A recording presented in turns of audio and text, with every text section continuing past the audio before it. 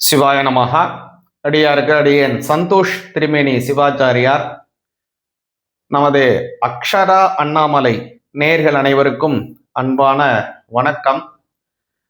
நாம இப்ப என்ன பார்க்க போறோம் அப்படின்னு பார்த்தீங்க அப்படின்னா, உங்களுடைய ராசிக்கு உண்டான ஆகஸ்ட் மாதம் 2026 இதுக்கு உண்டான பலன்கள் எப்படி இருக்கு அப்படிங்கிறத கொஞ்சம் நம்ம தெளிவா பார்க்க போறோம். இந்த ஆகஸ்ட் மாதம் அப்படிங்கிறது அற்புதமான நிறைய விஷயங்களை, நல்ல விஷயங்களை தன்னகத்தை கொண்ட ஒரு நல்ல மாதமா ஆகஸ்ட் மாதம் 2026 வருது.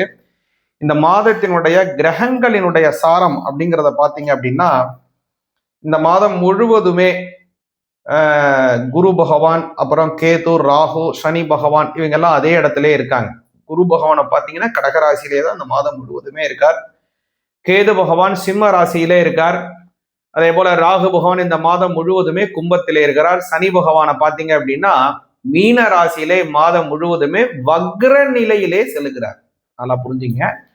அடுத்ததா பார்த்தீங்க அப்படின்னா இந்த மாதம் முதல்ல நடக்கக்கூடிய பெயர்ச்சி, இந்த மாதத்தினுடைய முதல் நாள் ஆகஸ்ட் 1 செவ்வாய் பகவான் பார்த்தீங்கன்னா அதாவது தன்னுடைய வீட்டில இருந்து 2ஆம் ராசியிலிருந்து 3ஆம் ராசிக்கு சஞ்சாரம் செய்கிறார்.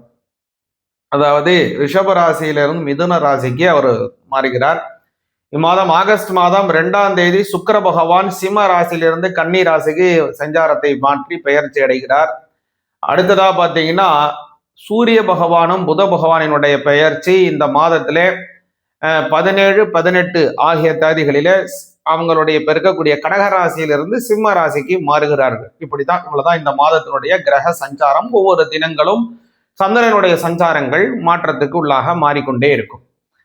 சரிங்களா? இப்போ என்ன விஷயம் அப்படின்னு கேட்டீங்க அப்படின்னா, இது மட்டும்தான் அப்படின்னா கிடையாது. இந்த மாதத்திலே அதிகமான நிறைய நல்ல விஷயங்கள் இருக்கு. என்னங்கிறத நான் சொல்றேன். இன்னொரு இந்த மாதம் ஆகஸ்ட் 11, 12, 13 உங்களுக்கு ஒரு பேர் அதிர்ஷ்டத்தை தரக்கூடிய ஒரு அற்புதமான நல்ல விஷயம் நடக்க போகுது. அது என்னங்கிறது நான் தெளிவா சொல்றேன். அதற்கு முன்பாக இந்த மாதத்துல என்னென்ன நாட்கள் நல்ல சுபமான நாட்கள், எதெல்லாம் நல்ல விஷயம் அப்படிங்கிறத பார்த்தீங்கன்னா, ஆகஸ்ட் மாதம் 2ஆம் தேதி விநாயகருக்கு உகந்தமான அதாவது அவருக்கு உகந்தமான சங்கடஹர சதுர்த்தி வர்றது. ஆட்டி மாசத்துல வரக்கூடிய சங்கடஹர சதுர்த்தி எப்போதும் மகா சங்கடஹர சதுர்த்தியா வரும். ஆனால் அது முடிந்த உடனே விநாயகர் சதுர்த்தி வந்ததுனால அது மகா சங்கடஹர சதுர்த்தி. ஆனா இது முடிஞ்ச உடனே விநாயகர் சதுர்த்தி வரல. அதனால இதுக்கு அடுத்து வரக்கூடிய சங்கடஹர சதுர்த்தி தான் விநாயகர் சதுர்த்தி. அடுத்த சங்கடஹர சதுர்த்தி எப்ப வருது அப்படின்னு கேட்டீங்கன்னா, ஆகஸ்ட் மாசம் 31ஆம் தேதி திங்கட்கிழமை. இந்த ஆகஸ்ட் மாசத்திலே 2 சங்கடஹர சதுர்த்தி வர்றது. அதுல 2வது வரக்கூடியது ஆகஸ்ட் 31 தான் மகா சங்கடஹர சதுர்த்தி. இந்த மகா சங்கடஹர சதுர்த்தி அன்னைக்கு விநாயகர் பெருமானுக்கு விரதம் எடுத்தோம் அப்படின்னு கேட்டீங்க அப்படின்னா, இந்த ஒரு வருடம் முழுவதும் 12 சங்கடஹர சதுர்த்திக்கு விரதம் எடுத்த பலன் என்ன கிடைக்குமோ அது அந்த மகா சங்கடஹர சதுர்த்திக்கு எடுத்த பலனை கொடுக்கும். அதே மாதிரி சங்கடஹர சதுர்த்தி விரதம் எடுக்கணும் அப்படின்னு ஆசைப்படுறவங்க முக்கியமா இந்த மகா சங்கடஹர சதுர்த்தியில இருந்துதான் அவங்க இந்த விரதத்தை ஆரம்பிப்பது அவங்களுக்கு ரொம்ப உத்தமமான பலனை தரும். அடுத்ததாக பாத்தீங்கன்னா இந்த மாதத்துல ஆகஸ்ட் மாதம் 10ஆம் தேதி திங்கட்கிழமை சோமவாரத்திலே வரக்கூடியதான அற்புதமான பிரதோஷம்.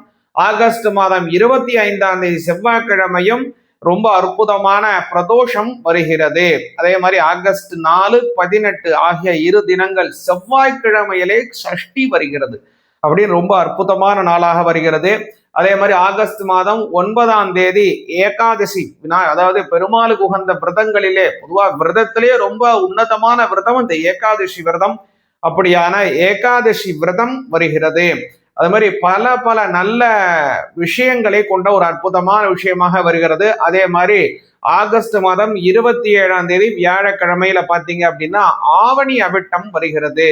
அதற்கு முதல் நாளே ரிக் உபாகர்மாவும், அன்றைய தினம் எஜுர் உபாகர்மாவும், மறுநாள் காயத்ரி ஜபம் போன்ற நல்ல விஷயங்கள் கொண்ட அற்புதமான மாதமாக ஆகஸ்ட் மாதம் 2026 வருகிறது. வாங்க இதுல உங்களுக்கு கிடைக்கக்கூடிய, நான் ஏற்கனவே சொன்ன பாருங்க, ஆகஸ்ட் 11, 12, 13 ஆகிய தினங்களில் ஒரு பெரிய ஒரு அதிர்ஷ்டம் நடக்க போகுது அப்படின்னு சொன்னேன் இல்லையா? உங்களுக்கு அது என்ன அதிர்ஷ்டம், எதனால அது நடக்குது, மேலும் இந்த மாதத்தினுடைய பலன் உங்க ராசிக்கு எப்படி இருக்குங்கிறதையும் பார்ப்போம். சிவாய நமகா. சிவாய நமகா. கடகராசிக்கு எப்படி இருக்கு அப்படிங்கிறத உங்களுக்கு பார்ப்போம். இப்போங்க கடகராசிக்கு பார்த்தீங்க அப்படின்னா இந்த மாசத்துல ஜென்மத்திலே குரு பகவான் முழுவதுமே செல்லுகிறார். அது மட்டும் இல்ல 9லே இருக்கக்கூடிய சனி வக்ரம் பெற்று இருக்கக்கூடிய அந்த சனி பகவானை குரு பார்வை செய்கிறார்.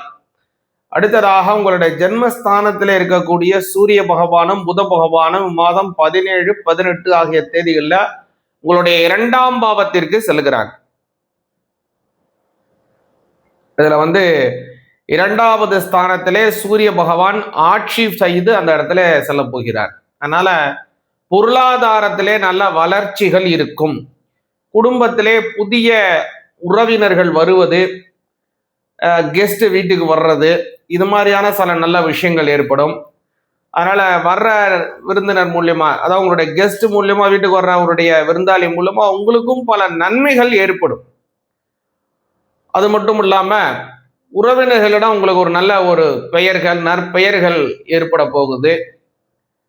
அடுத்ததாக ஒரு பேர் அதிர்ஷ்டம் முன்னாடியே சொன்ன பாருங்க, ஒரு ஆகஸ்ட் 11, 12, 13 இந்த தேதியில என்னங்க நடக்க போகுது அப்படின்னா குரு சந்திர யோகம் நடக்க போகுது. அது சரியாக அமாவாசை, அது ஆடி அமாவாசை வருது. அதுல அந்த சமயத்திலே உங்களுக்கு ஒரு பெரிய அதிர்ஷ்ட யோகங்கள் கிடைக்க போகுது. எதனால அப்படின்னா உங்களுடைய ஜென்மஸ்தானத்திலே 2ஆம் அதிபதியாக இருக்கக்கூடிய சூரிய பகவான், அடுத்ததாக உங்களுடைய ராசிநாதனாக இருக்கக்கூடிய சந்திர பகவான், 3ஆம் பாவத்திற்கும் 12ஆம் பாவத்திற்கும் அதிபதியாக இருக்கக்கூடிய, அதாவது 4ஆம் பாவம் 3ஆம் பாவங்கிறது வீரிய தைரிய சகோதரஸ்தானம், அதற்கும் விரயஸ்தானாதிபதி அதுதான் புத பகவான், அவரும் அடுத்தபடியாக உங்களுடைய பூர்வ புண்ணிய பாக்கியஸ்தானாதிபதி அதாவது 9ஆம் அதிபதியாக இருக்கக்கூடிய குரு பகவான், இந்த எல்லா கிரகமும் சேர்ந்து என்ன ஆகுது அப்படின்னா உங்களுடைய ராசியிலே சங்கமிக்குது. இதனால என்னங்க நன்மை அப்படின்னு கேட்டோம் அப்படின்னா அதிகப்படியான நன்மைகள் உண்டு. முக்கியமாக என்ன அப்படின்னா தன்னம்பிக்கை உயரும், அளப்பரிய பல செயல்களை செய்து முடிப்பீங்க. இதுவரை கஷ்டமா ஏதாவது நீங்க உடலை வருத்திக்கிட்டு செய்யறது, அல்லது உங்களுக்கு பிடிக்காத வேலையை ஏதோ ஒரு கால நிர்பந்தத்தினால செய்து கொண்டு இருக்கீங்க, இது மாதிரிலாம் இருந்தா எல்லாமே விலகும். அதனால உங்களுக்கு கஷ்ட ஜீவிதம் இல்லாமல் இஷ்டமான ஜீவிதம் ஏற்பட போகுது. அதனால கஷ்டப்பட்டு செய்யக்கூடிய செயல்கள் எல்லாமே மாறி உங்களுடைய மனசு இஷ்டப்படி எல்லாவற்றையும் நீங்க செய்து முடிக்க போறீங்க. அதுதான் உங்களுக்கு ஒரு பெரிய நல்ல பாயிண்டா இப்ப கிடைக்க போகுது. அடுத்ததா பாத்தீங்க அப்படின்னா அந்த குருச்சந்திர யோகத்தினாலே குழந்தை இல்லாதவங்களுக்கு குழந்தை பாக்கியம் கிடைக்க போகுது. ஏன் அப்படி சொல்றேன்னா புத்திரஸ்தானாதிபதி ராசிநாதன் 2ஆம் அதிபதி குடும்பஸ்தானாதிபதியுடன் சேர்ந்து ஜென்மத்திலே செல்லக்கூடிய காலம். குழந்தை இல்லாதவர்களுக்கு குழந்தை பாக்கியம் நிச்சயமாக கிடைக்கும்.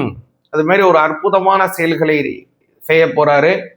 அது மட்டுமல்ல ஆயுட்காரகனாக இருக்கக்கூடிய சனி பகவான் வக்ரம் பெற்று இருக்கக்கூடிய சமயத்திலே அந்த ஸ்தானத்தை குரு பார்வை செய்கிறார். அதனால ஒரு பெரிய யோகம் உங்களுக்கு உண்டு. குறிப்பாக இந்த 3 தினங்களை நீங்க நோட் பண்ணிக்கோங்க. அடுத்ததா பாத்தீங்கன்னா இந்த ஆகஸ்ட் மாதத்துல கடகராசிக்காரங்கள் ரொம்ப கவனமாக இருக்க வேண்டிய நாட்கள் அப்படின்னு பாத்தீங்க அப்படின்னா இந்த மாதத்தினுடைய பிற்பகுதி அதுல அவங்களுக்கு இந்த சந்திராஷ்டம தினம் வருது. அதாவது 26, 27, 28 இந்த 3 தினங்கள் சந்திராஷ்டமம் வருது. இந்த 3 தினங்கள் எல்லாம் கொஞ்சம் கவனமாக இருங்க. அதே மாதிரி இந்த மாதத்திலே பெண் தெய்வ வழிபாடு ரொம்ப உயர்வானதாக இருக்கும். முக்கியமா ஆடி அமாவாசை, ஆடி வெள்ளிக்கிழமை, ஆகஸ்ட் 7, 14 ஆகிய தினங்கள் எல்லாமே ஆடி மாதத்தினுடைய வெள்ளிக்கிழமையா வருது. இன்ற மாதிரியான தினங்களிலே வீட்டிலே ஒரு சுமங்கலியை கூட்டு அவங்களுக்கு பிடித்தமான ஒரு குங்குமம், அவங்களுக்கு பிடித்தமான வஸ்திரம் அல்லது ரவிக்கி துணி ஏதோ வச்சு அவங்களுக்கு ஆராதனை செய்தால், சுவாசினி அர்ச்சனை பிரீதாயனமான அம்மனுக்கு ஒரு பேர், அந்த அம்பாள் ரொம்ப சந்தோஷப்பட்டு அம்பாளினுடைய அனுகிரகத்திலே அனைத்து சௌக்கியங்களும் உங்களுக்கு ஏற்படும். சிவாய நமக.